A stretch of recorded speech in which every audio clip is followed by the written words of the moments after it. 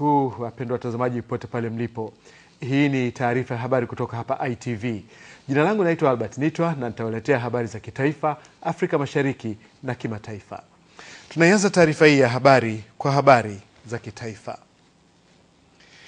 Mwenyekiti wa Chama cha Mapinduzi, Rais wa Jamhuri ya Muungano wa Tanzania Mheshimiwa Dr. Jakaya Kikwete amesisitiza kuwa chama hicho kitasimamia utekelezaji wa maazimio yote 23 yaliyofikiwa na halmashauri kuu ya chama hicho yenye lengo la kuboresha maarufu kama kujivua gamba, hata kama baadhi ya viongozi ndani ya chama hawapendezwi na uamuzi huo. Kutoka jijini Mwanza, mwanahabari wetu Emmanuel Chacha anayo taarifa zaidi.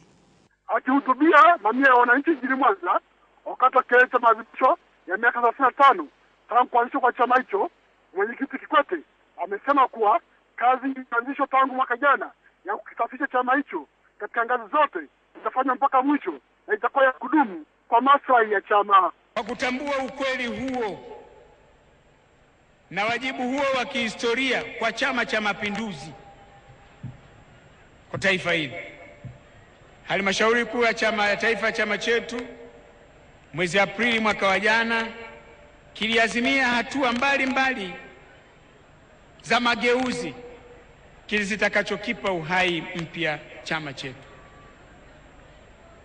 Tuliazimia mambo 23. Maana watu wetu yako 23 wameshika moja tu, kuvua gamba. Ili ni moja tu kati ya yale, lakini tuna mambo 23 ambayo tumekubaliana kuyafanya. Kuhusu marekebisho ya sheria ya mabadiliko ya katiba, Rais Kikwete amesema kuwa marekebisho hayo yamezingatia maoni ya wadau mbalimbali, yakiwemo mapendekezo 8 yaliyotolewa na vyama vya siasa ikiwemo CCM yenyewe. Mapendekezo haya yametokana na sisi kwenye serikali, tumekaa tukaona kuna haya lazima tuyafanye, lakini yametokana na vyama vya siasa, baraza la mashirika ya jamii, na kwa upande wa vyama vya siasa na Chama cha Mapinduzi nao wameleta mapendekezo yao ya marekebisho 8. Maana wanadhani CCM haipo. Hata CCM imeleta mapendekezo yake 8 nayo. Sasa tumeopen pale kwa maoni ya watu. Baada ya wiki cha bunge tutaiunda tume ya mabadiliko ya katiba ili mchakato wa kukusanya maoni uanze. Napenda kutumia nafasi hii ya kuadhimisha miaka 35 ya kuzaliwa kwa Chama cha Mapinduzi kuwaomba wana CCM kujitokeza kwa wingi kutoa maoni. Viongozi wa CCM wa ngazi zote wanalo jukumu la msingi la kuwaelimisha wanachama wao vya kutosha kuhusu katiba na mchakato mzima wa kutoa maoni. Mapema, Katibu Mkuu wa CCM Bwana Wilson Mkama amesema kuwa tayari sekretarieti ya chama hicho inaandaa randama ya utekelezaji wa maazimio 23 ya NEC, ikiwemo kutoa pendekezo la kutaka wajumbe wa NEC kuchaguliwa kupitia ngazi ya wilaya badala ya mkoa au taifa. Mheshimiwa Mwenyekiti, Aprili mwaka jana Halmashauri Kuu ya Taifa ilipokea taarifa hiyo na kuyaafiki na kuiafiki na hivyo kupitisha maazimio 27 kuhusu utekelezaji wake ndani ya chama. Kwa kupitia sekretarieti ya Halmashauri Kuu ya Taifa tumeyatengenezea randama ya utekelezaji wake. Kutoka hapa jijini Mwanza, mimi ni Emmanuel Chacha wa ITV.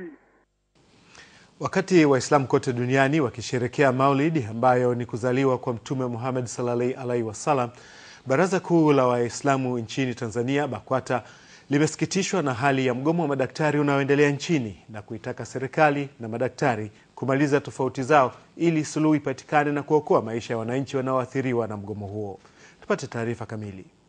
Tamko hilo la BAKWATA limetolewa na Sheikh Mkuu wa Mkoa wa Dar es Salaam Alhadi Musa Salum wakati wa sherehe za Maulid zilizofanyika Mnazi Mmoja jijini Dar es Salaam, ambapo amesema serikali ifanye jitihada zaidi ili wakutane na madaktari kuzungumzia madai yao, huku wakiwataka madaktari warudi kazini kutekeleza majukumu yao wanaposubiri hayo kutokana na umuhimu wa huduma zao kwa jamii.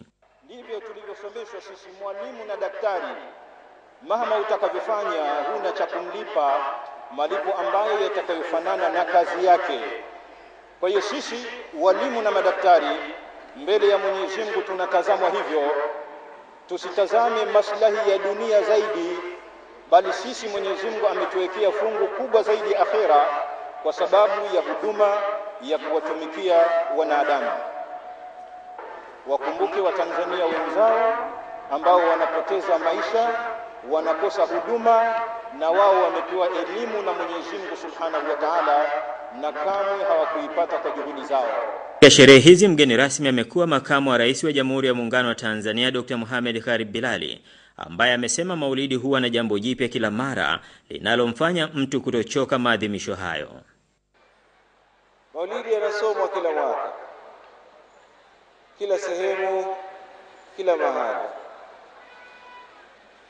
Lakini kwa Muislamu Maulidi siku zote yanamkumbusha mengi. Atasikia mlango wa kwanza, atasikia mlango wa pili, atasikia milango yote, lakini bado kiu yake ya kusikiliza haikatiki. Halikadhalika Qur'ani tukufu ikisomwa kwa wale wanaojua, wanaoifahamu na wanajua kanuni zake, siku zote huwa ni raha kusikia. Awali, Alhaji Dr. Ali Hassan Mwinyi pamoja na mambo mengine amekumbushia kuwa pamoja na kusherehekea mazazi ya Mtume Muhammad sallallahu alaihi wasallam, jamii inatakiwa kuendelea kukumbuka sababu za ujio wake duniani, ikiwa ni pamoja na kuwafundisha wanadamu namna ya kumwabudu Mwenyezi Mungu na jinsi ya kuishi duniani. Wakati huo anatufundisha haya ya kutenda, na pia anatufundisha namna ya kwenda, namna kaja tufundisha ustaarabu, kaja tufundisha utu, katufundisha Bwana Muhammad dini na utu.